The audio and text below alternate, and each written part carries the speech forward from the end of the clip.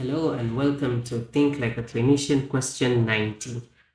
Today we have a 65-year-old female with history of hypertension presenting with severe tearing chest pain radiating to her back. Her blood pressure is 180 over 110 millimeters of mercury in the right arm and 140 over 90 millimeters of mercury in the left arm. What is the next best step in management? A.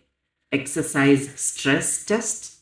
B. Transthoracic echocardiogram.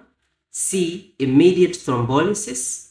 D. A CT angiography of the chest. I'm going to give you a minute.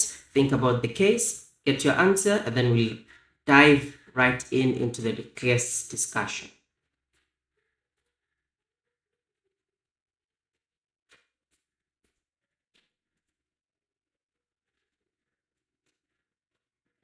Correct. So today, our patient is a 65-year-old female, just summary, having a tearing chest pain radiating to her back with the blood pressures of 180 and 110 on the right side of the arm, right arm, and then on the left arm, it's 140 over 90.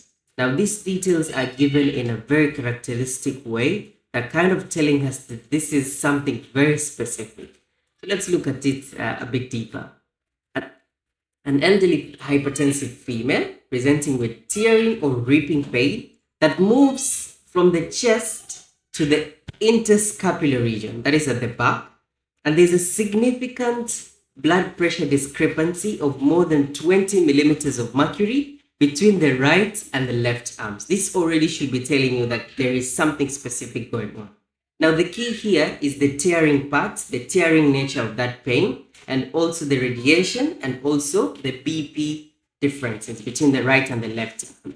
Now, let's look at the anatomy in this case. An intimal tear, okay, if you haven't gotten already, the answer is aortic dissection. This patient is having an aortic dissection.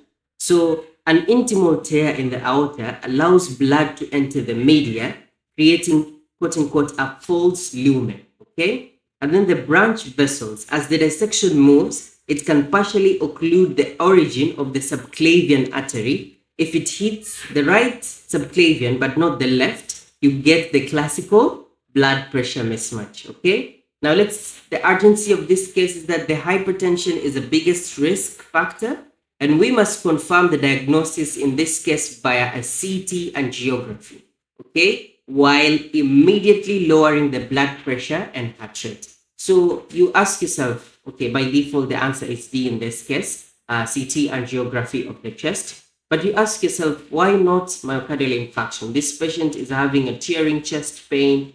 There's a history of hypertension, which is adding on to the risk factors. But then again, while an MI causes chest pain, it doesn't typically cause a tearing sensation to the back or a BP discrepancy between the arms. And then you ask yourself, another differential is pulmonary embolism.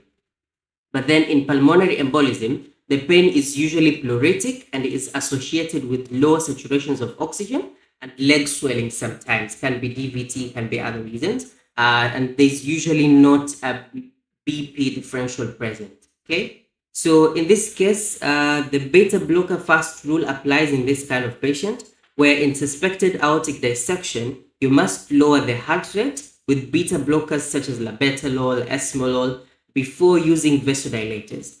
Reducing the shear stress of each heartbeat is critical to stop the tear from extending. Thank you, and I'll see you in the next question.